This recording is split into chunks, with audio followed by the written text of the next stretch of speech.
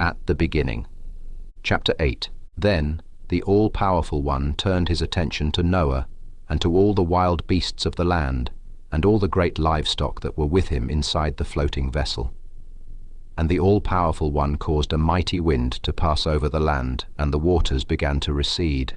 The springs of the great ocean abyss and the floodgates of the sky were closed up, and the torrential downpour from the sky was restrained. The waters receded steadily from the land, continually drawing back, and at the end of 150 days the water level had decreased significantly. In the 7th month, on the 17th day of the month, the floating vessel came to rest on the mountains of Ararat. The waters continued to decrease steadily until the 10th month. In the 10th month, on the 1st day of the month, the tops of the mountains became visible. When 40 days had passed, Noah opened the window of the floating vessel that he had built, and he released a raven. It kept flying back and forth until the waters had completely dried up from the land. Then he released a dove to see if the waters had receded from the surface of the ground. But the dove found no resting place for the sole of its foot, so it returned to him inside the floating vessel, because water still covered the face of the entire land. He reached out his hand, took the dove, and brought it back to himself inside the floating vessel. He waited another 7 days, and again he released the dove from the floating vessel. When the dove returned to him in the evening, behold, there was a freshly plucked olive leaf in its beak. So Noah knew that the waters had receded from the land.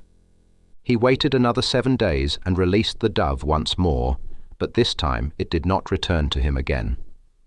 By the 601st year in the 1st month, on the 1st day of the month, the waters were completely dried up from the land. Then Noah removed the protective covering of the floating vessel and looked, and behold, the surface of the ground was dry.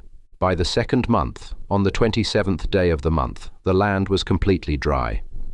Then the all-powerful one spoke to Noah, saying, "Exit the floating vessel, you, your woman, your sons, and your sons' women with you. Bring out with you every living creature of all flesh that is with you, winged creatures, the great livestock, and every low-creeping thing that creeps upon the land, so that they may swarm across the land, be fruitful, and multiply upon the land." So Noah exited, along with his sons, his woman, and his sons' women. Every wild beast, every low-creeping thing, every winged creature, and everything that moves upon the land went out of the floating vessel by their specific families. Then Noah built an altar to the self-existent. He took from every pure animal and from every pure bird, and he offered ascending offerings upon the altar.